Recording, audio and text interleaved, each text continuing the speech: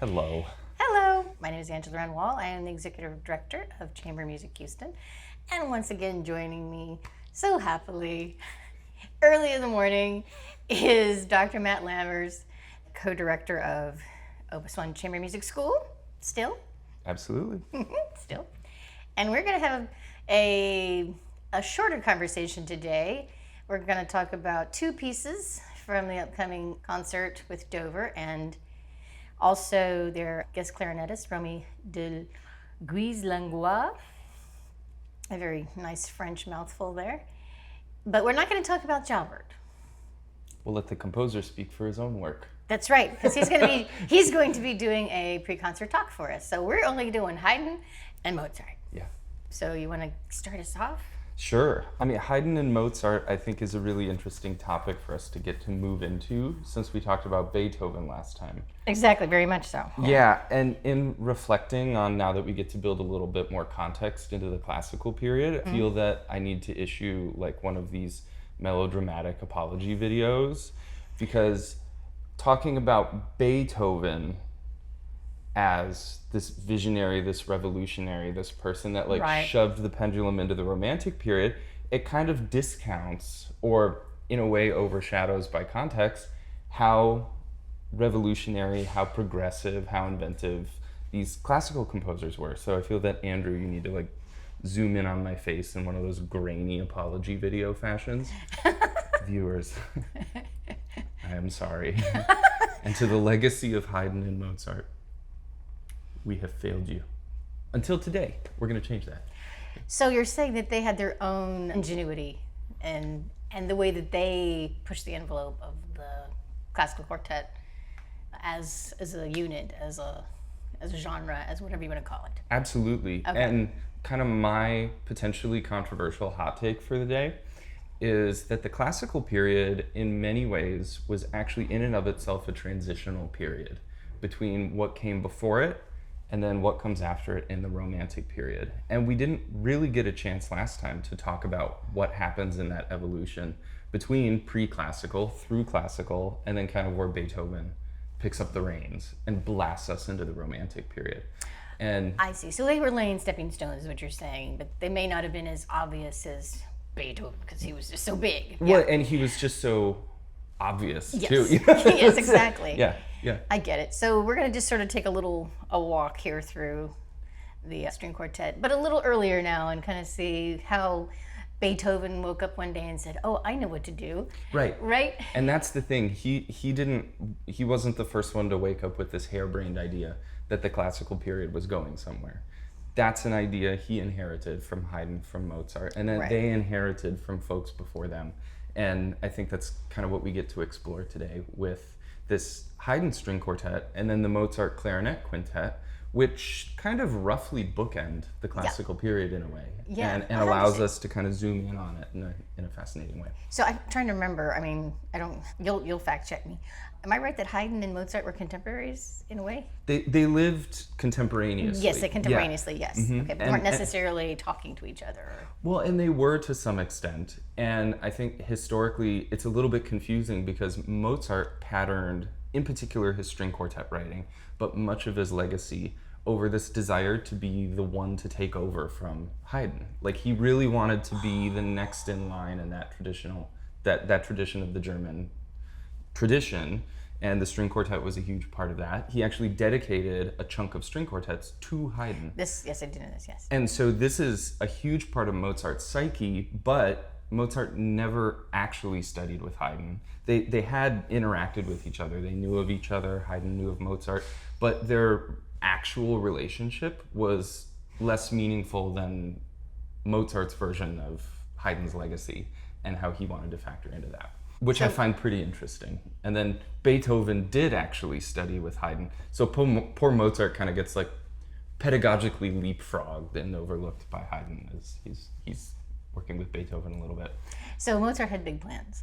Mozart had big plans, and they involved taking what Haydn had established and running the next leg of the relay, which he did. I can see that he would want that. Which he did, and that is in form and function what he did, even though they didn't have a particularly meaningful relationship with each other. And you said last time that comparatively Mozart had far more output than Beethoven. This is when this was when I was thinking Beethoven was not as free with his exploration, which we ended up finding out, yes, he really was. Right. And so, yeah, so Mozart was a pretty busy guy with everything he was trying to do. Yeah.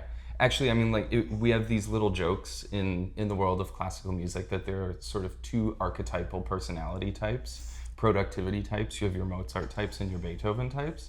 Because Mozart, people talk about it being like the music just flowed through him in a supernatural way. Right. And then you have Beethoven who like drafted. Okay, it's ready to publish. Never mind, I'm going to change it. And this like really heavily wrought version of a creative process that seemed kind of like polar opposites. And interestingly, though, they both, I think, had something supernatural flowing through them, just manifested in different work styles. Well, yes, and I mean that's a nice way of putting it. I think I even actually said he sounded very OCD, Beethoven. Just every detail. Yeah. So we know so. So what about Haydn? Do we really know the genesis of why he put them all together? Why he started doing? You said there were others that did string quartets, but he's the one who really kind of said, "Hey, let's do something better with that." This is something we do. Yes. Yeah, Yes. Yeah. When did 100%. this kind of happen, or what do you think that was? Yeah. Well, and to unpack that a little bit, and Haydn never wrote about his ambitions for this, so like everything is speculative. But I think to at least paint a picture of what kind of climate he was working in that might have led them in that direction, we need to understand what came first. And so before the classical period, we have the Baroque period, and I think our kind of the easiest person to point our finger at as emblematic of the late Baroque is J.S. Bach. Oh, yeah, we talked about this once before. Yeah, Yes. right. And then the other box, and exactly. his progeny. And their colleagues, right? So you have J.S. Bach, who is writing in a Baroque style, and it's become so ornamented and saturated with detail. The image that comes to mind is like you're decorating a tree, and you have so many ornaments on it that all the branches are kind of sagging. And then other composers come to it with another ornament that they're trying to put, but there's just no place for it. And like, oh. You're like, oh, yeah, I guess we have to do this differently now. Yeah. And that's kind of where Bach's progeny takes over. You have C.P.E. Bach, you have J.C. Bach, and it kind of invent what's called the galant style, which is this kind of token aristocratic sort of sound. Everything is very upright, very elegant. Is it very spare? Exactly. Okay. Much thinner, and that's Okay. the swing of the pendulum. And that brief period after the Baroque sort of ends is called the Rococo. Yes, I And- remember this, yes. So it's kind of like somebody says, okay, new tree. Yeah. And we're just starting over. Thin it out. Yep. Here we go. And then so Haydn is coming not immediately after the hyper complicated Baroque J.S. Bach. He's coming from the Rococo, Yes. which is this much more mannered style. I see. And so Haydn actually is not responsible for the simplification of things. He's actually picking up from folks who have already done that, and then taking us into something more interesting or something more developed, something more evolving as a Right. process. And I think writing string quartets as a general principle, as something that is one of these vehicles for progress, is very much a symptom of that. Got it. Because we have like this, we need a new way of composing, a new way of evolving music, 4 voices, working as a team, but also 4 individual players. Maybe there's something there. And so he kind of comes to that as a force of progress or an opportunity for it. So he's just finding new ways for them to interact with each other and starting with that spare style. Yeah. And it's like he can sort of begin again to like rethink, okay, well, what do we want them to do now? Yeah, and like different recombinations of voices become Right, possible in right, that. right. And like philosophically, ideologically, the time too, you have writers like Goethe and Schiller writing about, humanity needs to get back to nature, much more push towards like expression of the human spirit, as opposed to this kind of ancient Greco kind of perfection of things and manifestations of ideals. And so that's kind of where Haydn is pushing, both from what he's inherited musically and kind of where society is going, is moving towards self-expression as a vehicle of art. Okay, well, that makes sense. I sort of had this image, since you're talking about nature, I was having the image before you said that. I was like imagining him, since it's all speculative anyway, that he might have been looking out his window and he might have seen birds on different branches and might have been like saying, oh, and thinking how they were kind of working with each Right, other. and I mean, then- it's all speculative anyway, right? But Yeah. I mean, but whether he did that or not, I think I get what you're saying. So is there something, I'm looking here already at the score you have up for the Opus 20. Right. And I already see we're in unison rhythmically. And there's a little bit of interesting stuff happening with the higher voices. Yeah. And then, yeah, 100%. but is there a spot that you're just like, this is like special? I think for me, I mean, we get flashes of this all over the place. Just And then, flashes, yeah, and so Opus 20 comes pretty early in Haydn's output. And I think if we want to kind of biographically put a fingerprint on these pieces in Opus 20, he was at the Esterházy Palace. He was away from home. He was there as like a court musician. This is like where his salary, this is how he supported himself Right. at this time. So when the royalty said, you know, okay, come on out here, we're gonna have all the artists over for like, it's like company retreat sort of vibes.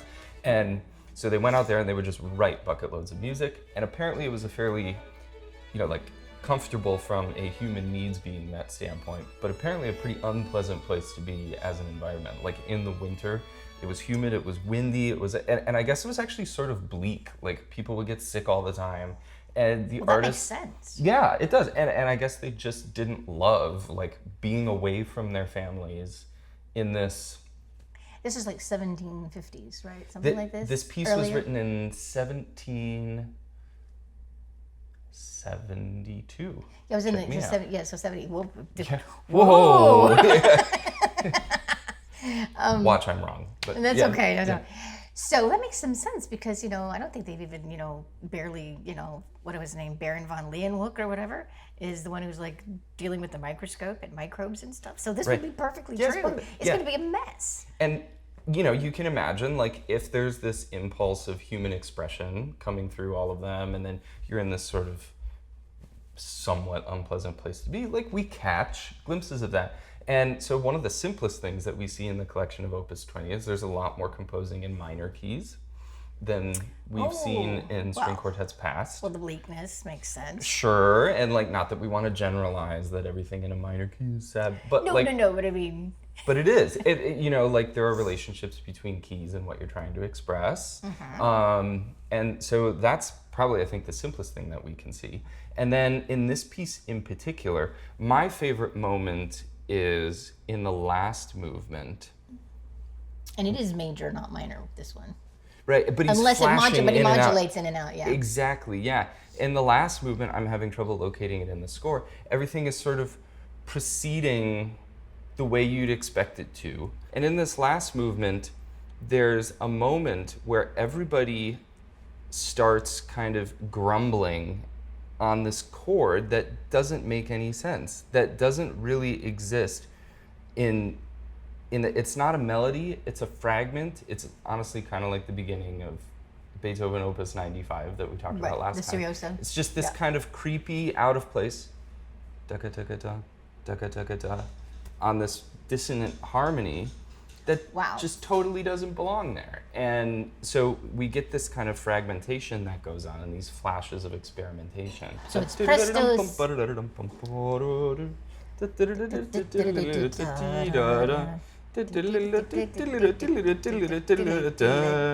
Dun.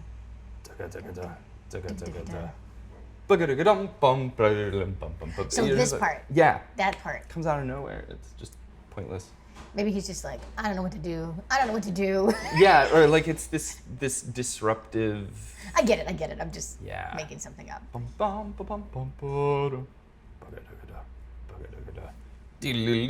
So it's almost like it's just a little interjection of something that would normally not have been there. Yeah, it like completely disrupts It sort of the disrupts phrase the structure. yes. That's what I'm saying. Yeah. The phrase structure just kind of goes boom.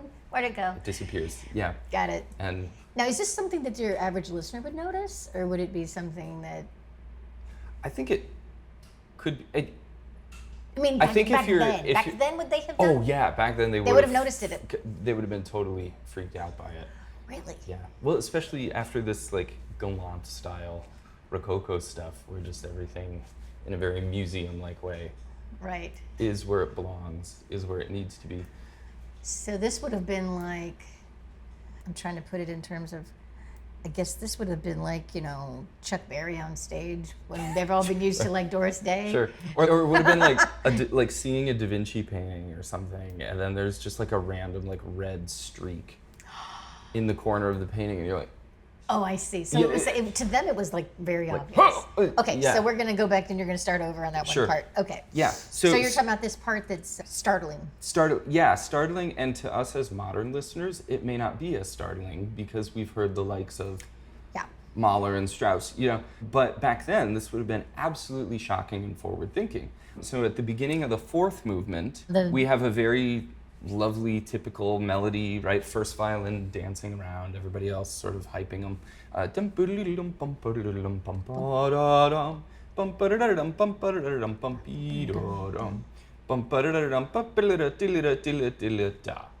technical term for that is a parallel period. It's like antecedent, consequent, create a sentence, sounds like it comes to completion. Yes. Love that. Okay, now we're going to get another phrase, right? Bum bum bum ba bum bum ba dum. By the way, all of a sudden we're in like minor mode. That's kind of weird to begin with. Because we have some accidentals in there, right? Exactly. We've got like flash of A minor or D minor or something going on here. Da da. And then the first violin by themselves. Da ga da ga da da ga da ga da. And then you just go back. Like, what is that? Yeah, right. And then we like pretend it doesn't happen. Da da da da dum bum da da dum bum bum.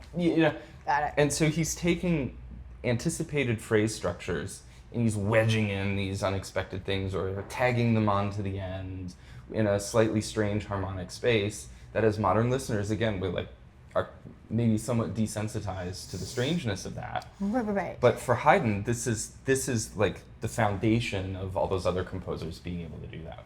It's like this is the moment where he was just like, okay. Yeah, and actually, having performed this piece, you feel like a total idiot playing it because you're you kind of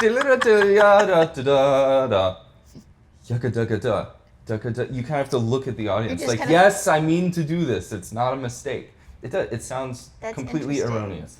So this is good to see now that we've like done at least we had quite a bit of luggage with Beethoven that we were unpacking, but it's good to see what his, I wouldn't call it inspiration, but I mean, obviously when Beethoven looked behind him, he probably knew some of these things pretty well. He probably knew these pieces. He knew them extremely well. Yes, so he would have noticed these as well. And he's like, oh, I can do better. This is his inspiration. Yeah. Yes. Okay. Right. It's like, okay, my forebears were starting to break these patterns. Now I'm going to break it wide open. Yeah. So without these guys, like Beethoven would have had none of those tools to pick up and like smash the wall. Right. And we start to see it here. So we know that Mozart probably knew it well too, especially if he dedicated the 6 quartets he did to Haydn. Yeah. We're not doing one of those, are we? Are we doing one of those? We have the Clarinet Quintet. Sorry. Right. No. That's right. We're doing something even. Well, quintets, did they exist with Haydn? I mean, the way they did with Mozart, or not really. This is actually a really important kind of simple, low-hanging fruit observation. Is Mozart's Clarinet Quintet is I'm pretty sure it's the first of its kind. Really? String quartet plus clarinet. This is at least the first standard piece of repertoire for that ensemble that we see. And Haydn also, very little extended ensemble writing, short of like, orchestral pieces. But in the world of chamber music, he wrote a lot of string quartets. He wrote quite a few piano trios, some string trios. And then you have Mozart, who's playing around with these extended ensembles. Like he writes a couple of viola quintets, string quartet plus viola.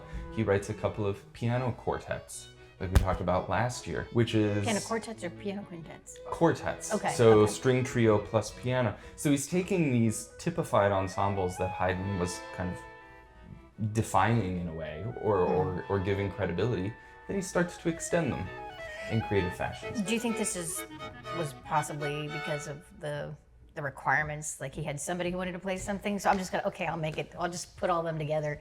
I mean, do you think it was by necessity in some ways, just because of his work and It could have been that there was Maybe. like a lucrative paycheck involved with some of these pieces. Right.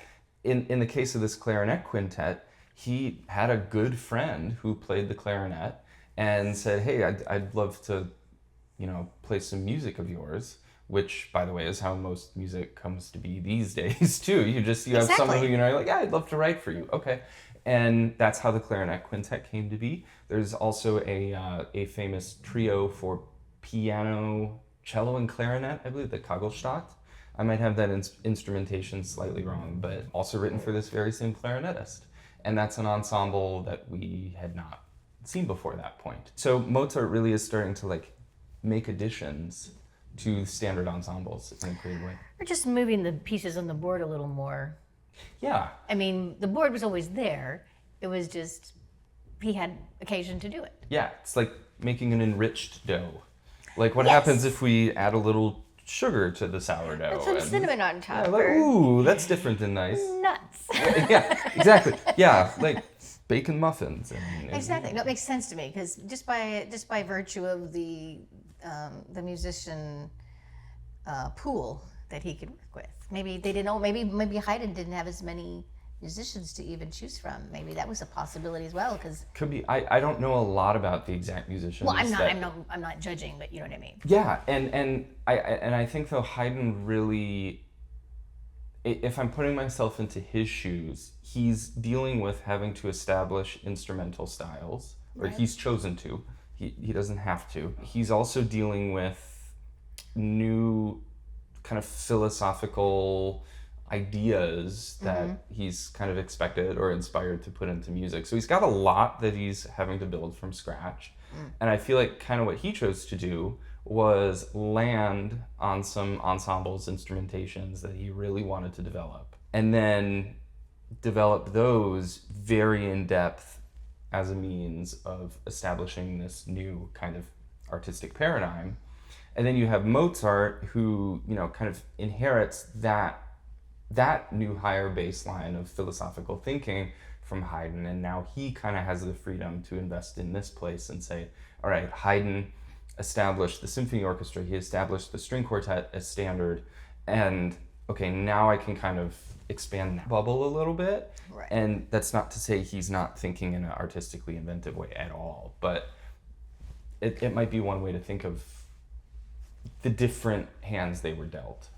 I kind of imagine Mozart being the kind of musician who wouldn't have placed a lot of constraints on himself. I mean, I know I saw Amadeus, as many people did, but he did want to use German when Italian was the standard language for opera. Right. And he didn't seem to have a problem with this. No. So it's like, it was almost as if he just imagined what he thought was going to work, and he's like, okay, we're going to do it. And so he didn't have quite so much of a there was a boundary of everything, but he was able to like say, oh, but this is going to be fine. And again, like think about Beethoven. Right. Like this is what we talk about with Beethoven. Mozart's already thinking that way. Right. Right? Like Beethoven is inheriting these thought processes, and and Beethoven does deserve to be credited as the one who pushes us into somewhere completely new. But it's not all him. It's not just him. And by context, we tend to think of Mozart and Haydn as being almost sterilized or simpler or something, but like absolutely not. Oh no! I mean, there are some Mozart pieces I've heard, and I'm like, where did that come from? I'm like, what the heck is that? And I mean, not that it was that much of a surprise, but sometimes it is. It is. It's and just completely like, where did he get this? Yeah. I think I kind of understand what you're saying. I mean, two things I'll say. We don't know what would have happened if Mozart had lived longer. Right. Like Buddy Holly with the Beatles, people say. True. Schubert, same way too. Yes, started to always go into my own contemporary music history, but not, its classical part. And Mozart was also, I mean, I think of it like technology today. I'm sure, just like with any field, people are like inspiring each other in ways they don't always know. Right. Like even with technology today, like, oh, now we've got cell phones. When we didn't, the first computers were occupying a room as big as this, and now they're like this tiny. And Yeah. it's like people's I can see that. They're all sort of like feeding off of each other, maybe even just through the ether, and they don't even know it. Right. And right, it's like innovation. Like talking about it in this way, it sounds more like a technological innovation Yes. than it does artistic development. But it's the same thing. Exactly. It's the same. Yeah. It moves the same way. It exists in that way, is what I'm thinking. So I get what you're saying. We're not trying to give credit to only one person. We know they were all involved, and they might be up there debating while we're talking. Yeah. Right. Yeah. Or saying, "Wait a minute, You're completely wrong." We're speculating. 9, right? Yeah. But it's like the context of later composers can always seem to make earlier composers seem conservative. Right. Even when in their time they were the opposite of that. And I think that's kind of Beethoven syndrome with regards to Haydn and Mozart. It's like, right. No, these guys were, and many of their contemporaries were off the chain. Well, I think our listeners know, and I'm sure they know, we're not trying to shortchange anybody. No, we're just, as you said, some of it's speculative. I mean, we have, but it's just, these are pieces we can sort of put together, and the puzzle isn't complete. Yeah. But we can sort of make some reasonable guesses about things. Exactly. So I know the clarinet piece that I know that Mozart did that probably most people are most familiar with is the concerto. Mm-hmm. The one that he did, which is, I believe, chronologically after this one, it was like 6 something or whatever. I believe so. I'm not sure. But obviously this clarinet piece was done, I think, before that. Mm-hmm. So is there anything special about it? I mean, aside from the fact that it exists, Mm-hmm. right? Like because it's a new incarnation. Right. Mm-hmm. And I think Mozart sort of understood how intriguing what he was doing was, because the piece begins as a string quartet, which I think is fascinating. It doesn't, yeah, I see The that. clarinet sits at, right, like, and put yourself in those shoes. You're sitting there in 1779. Can I just point out, only 17 years later than this Haydn quartet, the classical period was very compact. And that's why I feel strongly that we can call it a transitional period, is because, like, it stands on its own, but holy cow, things move fast, right? Well, with Mozart and Haydn involved, they would. It would, right. I mean, Mozart was just like pumping boom, boom, boom, yeah, boom, I mean, and it then was Beethoven throws us over the edge. an acceleration there, It yes. was very fast.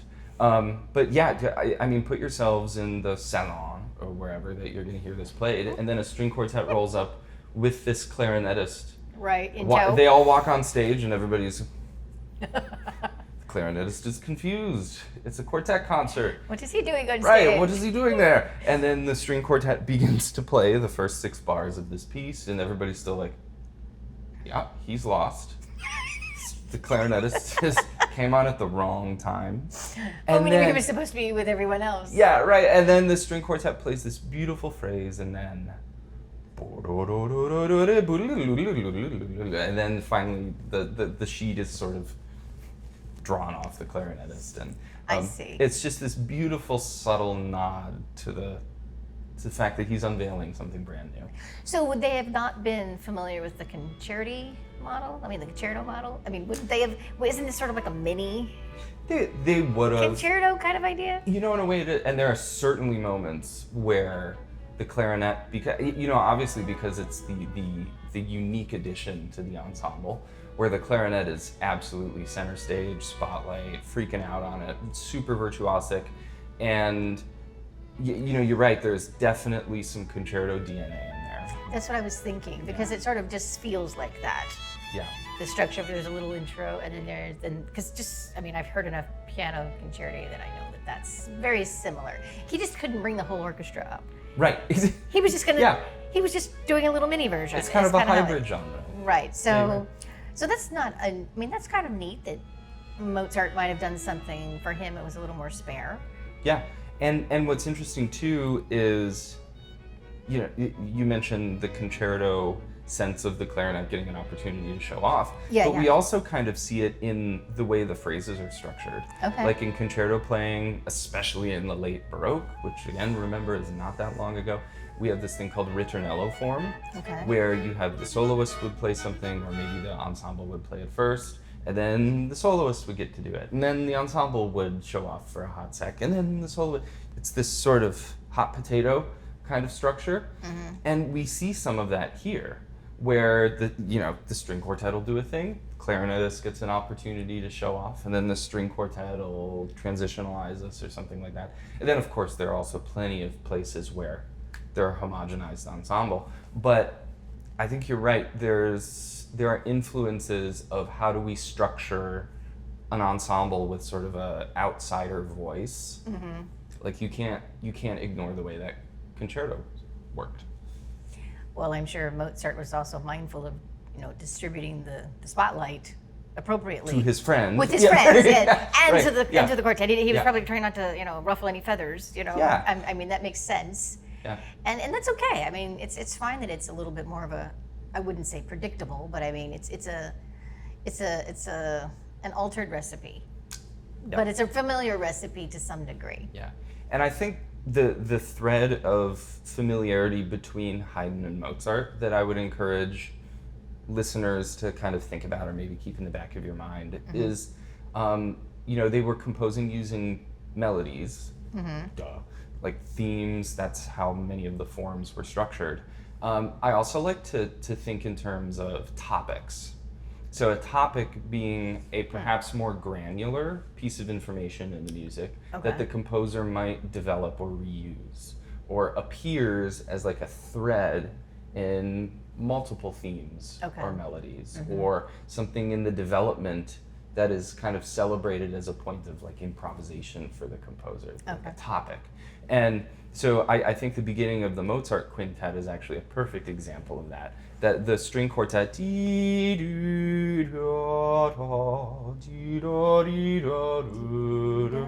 are a couple topics based in there. There's that downward arpeggio with the scale built into it. That sounds sort of like these descending fourth, right? So like the harmony of it is pretty distinctive, the way it kind of in parallel moves downwards.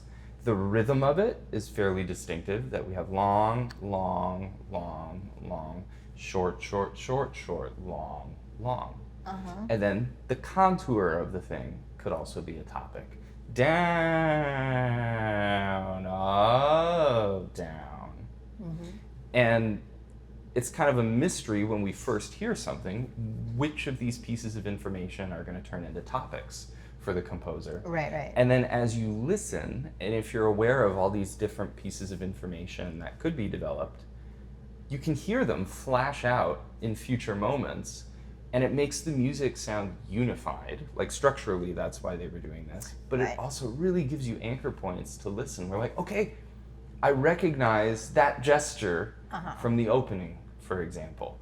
Or I recognize that kind of tonality. And you could sit there and analyze your harmonies and look for what gets reused, but it really is an intuitive thing. I think that everybody can hear is this sense of, oh yeah, there's this weird harmony turn. I don't know what it is, but I recognize it. And I think that's a really fun way to listen to both Haydn and Mozart. They're fascinated by these little microbes of information, these topics, and then they develop it. And it's always amazing how many topics they can get from just, a handful of notes on the keyboard. 100%. And that's, like 4 measures of music, and I was just like, well, that could be a topic, that could be a topic, that could be a topic, that could be... And the possibilities are kind of infinite. Mm-hmm. That's funny, because when you were singing it, I recognize it. I must have heard this before at some point. It's beautiful. I think it appeared in like a film soundtrack recently as like some diegetic music. Well, I'm not watching any recent film soundtracks, but it's very likely. Yeah. Since that's obviously something I've spoken about. Yeah. I'll be checking that out. But I mean, just itself. I mean, when you say the da da da da da da da da, and then look, then the clarinet's entrance. Do do do do do do. Do you recognize that topic already? That arpeggio, take a look at those intervals. Well, it's just the reverse. Exactly. Of the other one, yes. Right. So the string quartet, dee da dee da. I'm a trained singer. And then, right? And then we get this little trail off, and then the clarinetist comes in and sort of unwinds what the quartet did. We get a quicker rhythm, but it's the same interval content. Yeah. Sorry to laugh at your little comment. No, I mean, I may not have demonstrated it where people would believe it, but I'm actually a trained singer, so that was why I was laughing. Oh, are you really? Yeah. Oh, yeah. So you're Are you sitting here kidding? just dying inside while I No. scream I these was melodies just, at you. I just wasn't like, in performance mode, but yes. Yeah. And then, so in, what is that, bar 7, we have the unwound topic of the first 2 measures of the piece. Mm-hmm. Now take a look at the 3rd measure of the piece. Do-do-dee-da. Mm-hmm. Now take a look at the 2nd measure the clarinet plays.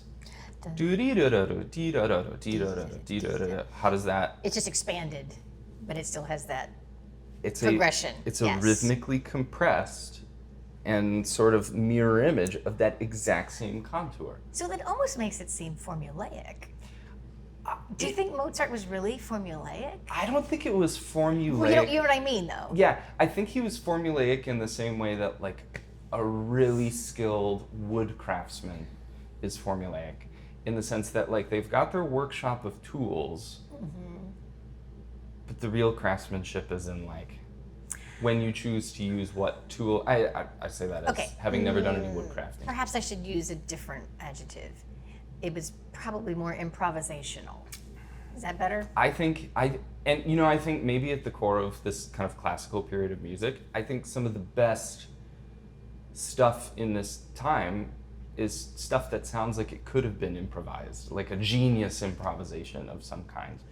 And it has that topical unity. And even if you don't realize it, it's there. You can tell. It reminds me of one of the first pieces I played of Mozart, when I was a little more advanced, the very famous one that's like, the Twinkle Twinkle Little Star. Oh, the variations. Yeah, yes, yeah. Because that actually taught me a lot about how he thought about what he was doing. So that was why I was thinking, it was just, that was why I guess I came up with the adjective formulaic, because it's something he's done before. Yes, it's that's a pattern. all. That's probably a minute, but it's a pattern. But I'm sure he's doing more exciting things with it, because I don't know everything he's written. Well, and actually, that is the perfect example I hadn't even thought of this sort of topic-based organic composing is the theme and variations. Yes. Where like there's no mystery to anybody that everything in this piece is going to be derived or inspired by this tune, right? Yes. And so that this is topic. Yeah, that is your like case study in motivic economy. There's your buzzword for the day. Motivic economy. And one of my professors in college, Michael Rose, he probably won't see this, but if he does, he's going to lose his mind.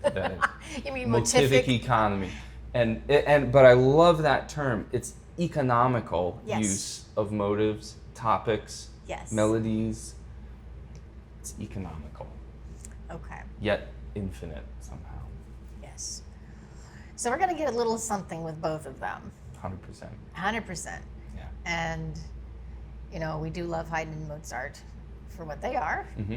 And it is interesting. I am kind of glad that this is a juxtaposition of that, because it is interesting that is what Dover chose. And then we have Jalbert right in the middle. We have Jalbert, yeah. And I think, by the way, like it cannot be overstated how cool it is that we get to hear such a well-known, creative, inventive composer and educator talk about their own piece.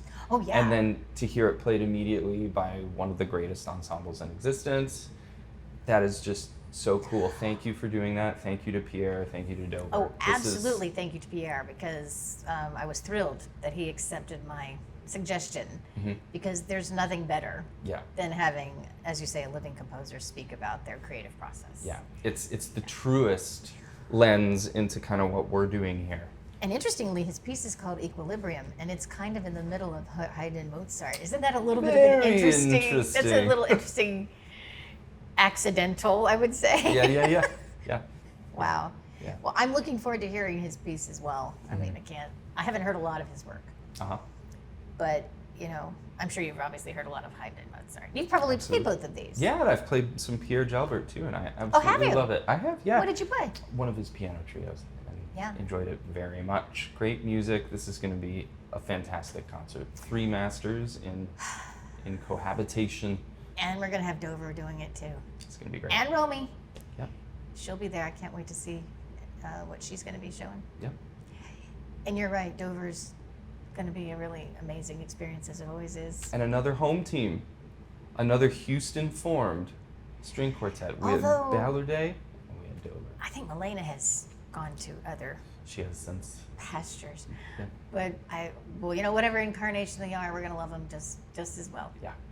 Well, thank you again for being with me and talking about all this stuff, because we'd go on and on and on and on, but We could.